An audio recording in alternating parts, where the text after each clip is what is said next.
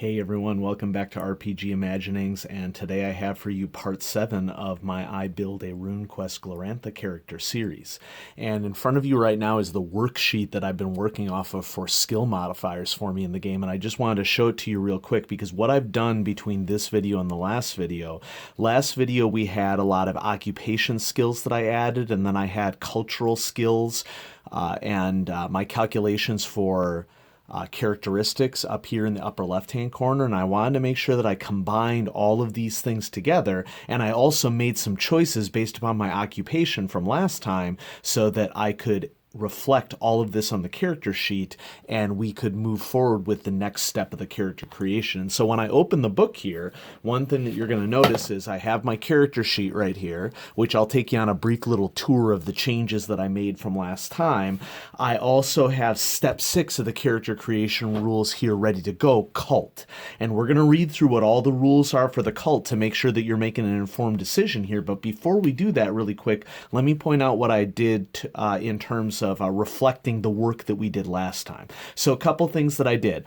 I reflected my money level, and actually, you know, now that I look at this, I wrote it in the wrong place. My ransom is indeed 500 lunar here, but if I turn the character sheet over, one thing that you're going to notice is that I updated all of my money. With the war booty that I got, I actually rolled a 94 out of 100 on a D100 for war booty for my character's occupation, which is heavy infantry. 20 lunar for just a general bonus that I get for heavy infantry. I listed all of my treasure down here as well. Now, back on the front side, I picked the armor that I wanted for my character, and the choices I had were between heavy scale hauberk and another form of armor, which if I just turn back one page, I also could have picked disc plate cuirass and studded leather skirt. And a commenter on my last video pointed out that the distinction between these is that the heavy scale hauberk covers both the chest and abdomen. These other two pieces each independently cover different portions of a warrior. And so I decided to go to heavy scale hauberk, giving 5 points of armor in both my chest and abdomen locations.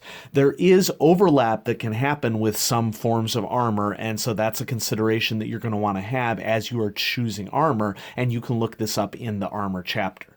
Another example of things that I did, I listed out what my 2 primary weapons are going to be. Somebody on my comments had a very good point that based upon my elemental runes, which are largely earth but then a little bit of air based, I had originally thought that I was going to take broadsword as my main weapon, but a suggestion was made in the comments that based upon having an earth-air affinity, it may be better for me to pick a different cult and use that cult as the basis given that I have an earth affinity. Now, if you look up information about these elemental runes, earth is associated with axes. So if I was going to do some enhancement of skills, specifically weapon skills with my earth rune, the earth rune would allow me to benefit axes, and the air rune would be beneficial for broadswords. And so I have both earth and air, but I decide to switch up to one-handed axe as my main weapon due to my earth rune being the strongest rune.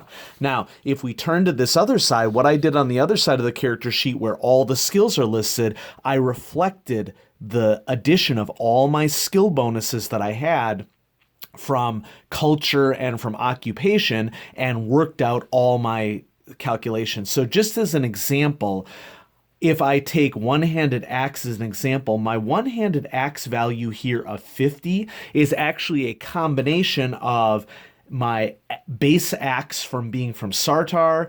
I did plus 25 from it being my unit weapon, and in addition to that, plus 5 for my manipulation modifier for melee weapons. And so you combine all those things together, and my one-handed axe is 50, my broadsword is at 55. Presently, my broadsword skill is higher than my one-handed axe, but we still have a lot of skill work left to do for character creation, and so this is going to be only temporary. And so if you wanted to pause the video and check out what I did with any of these skills, feel free to do that. These are all just combinations of all the modifiers that I had up until this point. Remember, for my occupation, I selected a one-handed weapon, or I selected broadsword and large shield for my unit weapon, but I'm taking my one-handed axe essentially as my secondary weapon for my occupation. Okay, continuing on, the next step in the character creation process is cult. And I'm going to briefly read through all the rules for cult here to make sure that we are making informed decisions. And I've also done a little pre-reading ahead. I have an idea of what I want to select for my rune spells and for my spirit magic spells that are associated with my cult, so that I'm not going to be reading through the spell entries for every single aspect of the cult that I select. So children become adults after a formal initiation ceremony, parts of which are the most closely held magical secrets of the community. An adventurer should start play as an initiate of a cult. The player should select the cult of a deity that the adventurer has at least one rune with a rating of at least 50% in common with the deity. As an initiate, your adventurer starts play with 3 rune points dedicated to your cult, and I've reflected that here on my character sheet under Rune Magic. I went ahead and wrote down the page of the core rulebook that Rune Magic chapter starts, page 313. So if you're looking to sort of speed up your character creation, 313 is where you're going to find Rune Magic, at least the start of the chapter. Additional points of POW can be sacrificed to increase the number of rune points. I'm starting with 14 POW.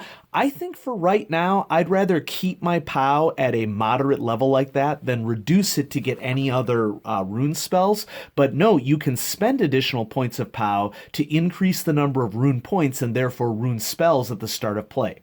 Each cult entry contains the following entries. Runes. Only those runes present on the adventure sheet are listed. Many cults have additional runes beyond these. You have cult starting skills, and this is super important. I think that if you didn't do a close read, you might miss this. Each cult has starting skills taught to its members. Add the listed skill bonuses to these skills. Add an additional plus 20% to one of the starting skills and plus 15% to another. In addition, all initiates start with the following skill bonuses: Cult Lore, that specific deity, plus 15, Worship, that specific deity, plus 20, and Meditate, plus 5%. I think at this stage, what I'd recommend for people as they're going through this process is read a little bit about the general rules for developing your cult, but pick your cult and then go step by step through these rules. And so if I just do a quick turn of the page here, someone in the comments also recommended to me that Babeestor Gor, based upon my runes. Notice that the Earth rune is top for Babeestor Gor. I originally thought that maybe I was going to pick Ernalda, and I don't think Ernalda would be a bad choice. You're free to pick any cult that you have at least 50% in one of their runes. And I do have 50% in fertility, I have 85% in harmony, I have 50% in earth. Well, at least I have 85% on earth, but earth is one of Ernalda's main runes. Now, if we look at Babeestor Gor also has earth. It doesn't have those other rune affinities, but the skills, and this is what the commenter I think was going for, the skills and the special rune magic and the cult spirit magic clearly seem to match up a lot better with a warrior. Ernaldo I think would be a great choice for more of a nature focused character or a defense focused character, and I want defense to be a key aspect of my character, but the warrior aspect of Babeestor Gor is pretty compelling to me, and so I'm definitely going to go with that on that person's suggestion. Another thing to point out is that you always have access to the common rune magic spells with your rune points. And so there's a little breakaway section right here that sort of details what the common rune magic spells are, what they cost, just to keep these sorts of things in mind. And so let's go ahead and dive right into what I'm going to do with Esrovula, my character. Okay, so I am selecting Babeestor Gor. So what I'm going to do under the skills right away is I'm going to find the meditate section. Remember, the meditate skill goes up by 5 automatically when you choose your cult. I'm plus 5 magic, and so that makes my score 10 right here. You are also getting cult lore. So I'm going to write in my cult, Babeestor Gor. And if we turn back real quick, it says that for your cult lore, you get plus 15%. So cult lore base is 5, plus 15 is 20, and my modifier is 5, so 25 for my cult lore. And then the only other one that I'm missing in terms of base skills would be worship for that deity, and so we're going to write down worship Babeestor Gor. Babeestor Gor is fun to say. It's like smock. Smock, smock, smock, smock. Those of you who grew up in the 90s will understand that reference. It is a very niche comic reference right there. So Babeestor Gor, that will be my worship. That's plus 20%. So 20 plus 5 is 25, plus my 5 modifier is 30. Now, notice we can't forget, we add an additional 20% to one of my starting skills and plus 15% to another. And this is where I'm sort of leveraging my cult's starting skills. Notice how one of my cult's starting skills is one-handed axe, listed at plus 15%. That's where I'm going to really increase my one-handed axe value here. I'm going to add my 20% to this skill, bringing it to plus 35%. So this one-handed axe 50 is going to go up to 85, clearly making it my primary weapon. Okay. Next, two-handed axe is plus 20%. Okay, so 200 axe 20 plus 5 is 25, plus another 5 is 30, and two-handed axe is listed under battle axe in the weapon rules for my homeland, and so I'm going to go ahead and add that additional plus 10% for Sardar as well. Let me know in the comments if that's not the right thing to do. I mean, it's not exactly going to be game-breaking or anything. I'm just going to do it because it's listed under my cult statistics here. And so 20% plus 5 is 25, plus my modifier is 30, plus an additional 10 would be 40 from it being associated with the culture of Sardar. And so moving right along, Intimidate is plus 10%. You know what? I'm going to add my plus 15% for a secondary cult skill to this Intimidating it, giving me 25 to Intimidate. And Intimidate is here under Communication. 25 plus the base of 15 is 40. I have no modifier for this, so my Intimidate is at 40. Finally, Speak Other Language Earth Tongue. So Speak Other Language is located right here. I already have Trade Talk at 10. I'm going to add Speak Other Language Earth Tongue. Seems appropriate for someone whose primary rune is Earth. And that's going to be a plus 10%. And there's no starting value for that. So my Earth Tongue is at 10. So that takes care of my cult starting skills. I've reflected everything, and I'm definitely starting to shape up as a warrior here. Now it's time to select special rune magic and cult spirit magic. Let's just read both of those, and then we can read a little bit in the back of the book. So, suggested special rune magic. Your adventurer can cast all common rune spells known by the cult. Let's see if I can adjust the lighting here. Doesn't make any difference. A summary list of common rune spells appears below. We already saw that. Additionally, choose 3 special rune spells available to the cult and listed in this section of each cult description. These are the special rune spells your adventurer can use if your adventurer has sacrificed additional points of POW to increase the number of starting rune points. Choose 1 additional special rune spell for each additional point of POW sacrifice. Doesn't apply to me. I'm not going to do that right here. Not every spell available to the cult is listed. That sort of comes out as you continue to play and interact with your cult. And then for cult spirit magic, if your cult teaches spirit magic, choose 5 points of cult spirit magic. The spirit magic spells taught by the cult are listed. An initiate can start with spirit magic spells taught by an associated cult. Cult sorcery doesn't apply to my cult. We'll get to favored passions and all that stuff here in a second. Now, I did a little research about this, but here's a list of all of these special rune spells and spirit magic spells that are available to my cult. We have Axe Trance, Berserker, Dismiss Earth Elemental, Small Only, Earth Shield, Shield, Slash, and Summon Earth Elemental, Small Only. Those are going to be my options when I turn to the back of the book. We also have Cult Spirit Magic. Blade Sharp, which is variable, Demoralize at 2 points, Detect Enemies at 1 point, Disruption at 1 point, Heal, variable, Strength at 2 points, and Vigor at 2 points. So what am I going to do here? Well, I'm going to go ahead and I referenced on my character sheet here under Spirit Magic and Rune Magic what page to turn to for each of these. I'm going to go ahead and start with Rune Magic. And so that is on page 313, is where this chapter starts. So, Rune Magic. Now, all these spells are listed alphabetically. I've read through some of these. I'm going to read a little bit about the ones that I've chosen. And so for my first Rune Magic spell, I'm going to go ahead and take Axe Trance. Okay, so I'm going to write it down here, Axe Trance. The rune associated with that is Fertility. Okay.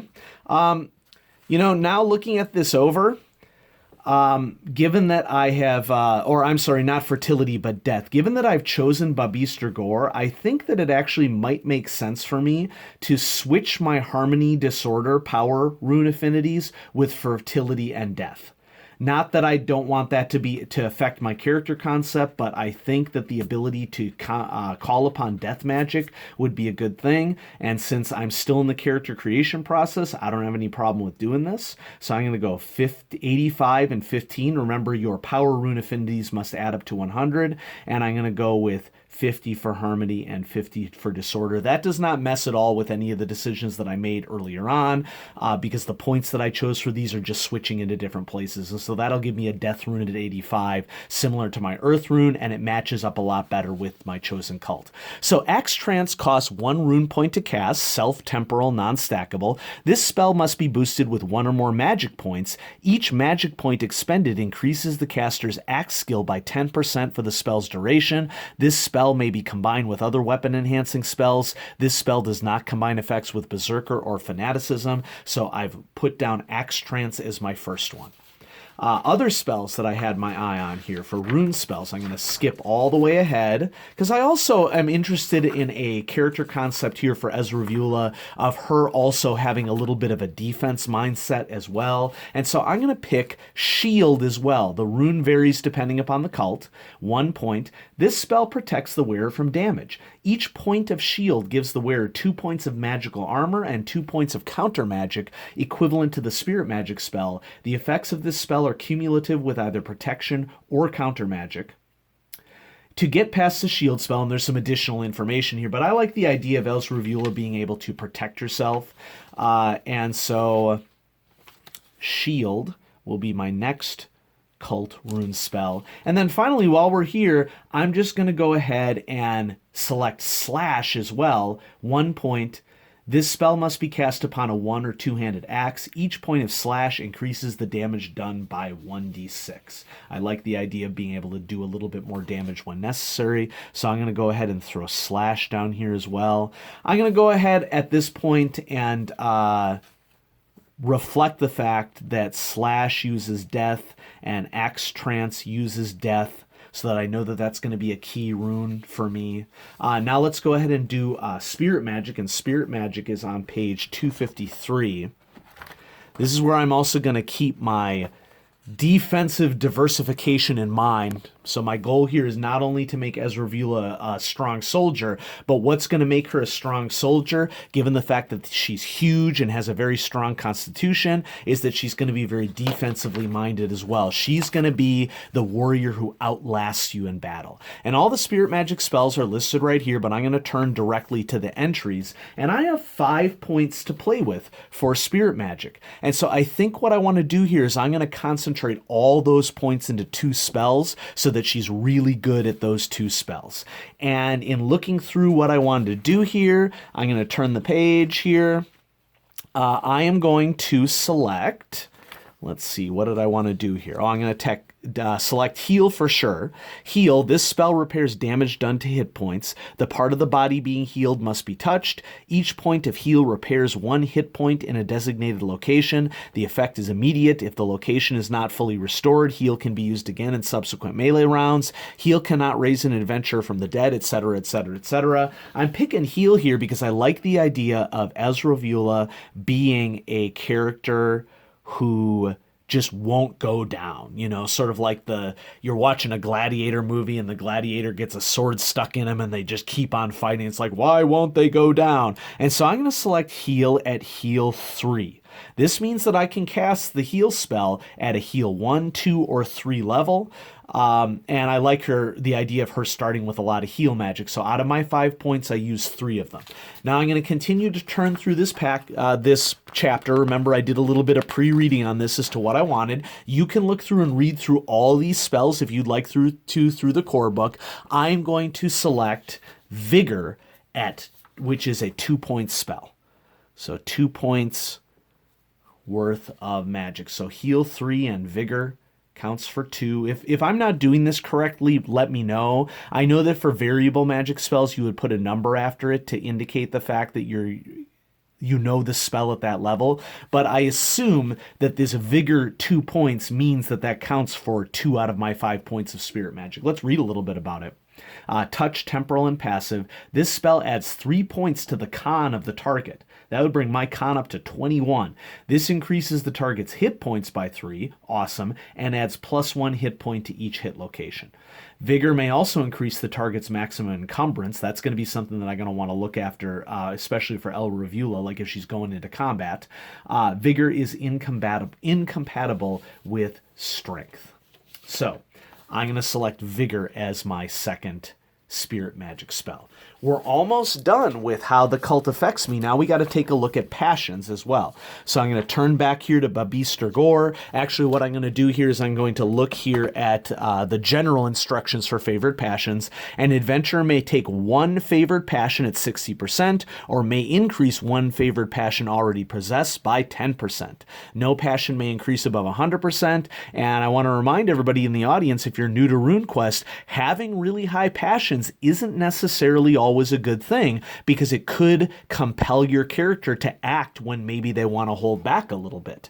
And so sometimes not having very strong passions can be a benefit. And so I have my passions list here. Okay. For Babeestor Gor, the favored passions could be devotion to Babeestor Gor, loyalty to temple, or hate oathbreakers. I have a lot of hates. I have a lot of loyalties. They're listed here under my passions. I'm going to go ahead and select devotion, because I think it makes sense that I would have devotion to my particular deity. I've invested a lot of stuff into these rune spells and spirit magic spells. So I'm going to put down devotion, Babeestor Gor, and this will start at 60. And we'll put a little checkbox here so that we check it whenever we use it. Associated cults. These gods are worshipped by the cult in conjunction with the primary god. An initiate may learn spirit magic from an associated cult. Associated cults listed in italics are not detailed in this book. So I want to point out that for Babeestor Gor, I also could draw rune and spirit magic spells from Ornalda or Marangor if I wanted to. And so just as an example, Ornalda is here on the next page. If I wanted to choose from absorption or bless or charisma or command snake or command swine or any of these other really interesting spells here for my rune magic, I could do that. If I wanted to have a different selection of cult spirit magic spells, I could. So I think what I'm going to do before I finish up before I move on to the next video is I'm going to look through and sort of see what the options are for my associated cults. Now, there's 2 more steps to the character creation process. There's personal skill bonuses, which basically allows you some additional points to add to your existing skills.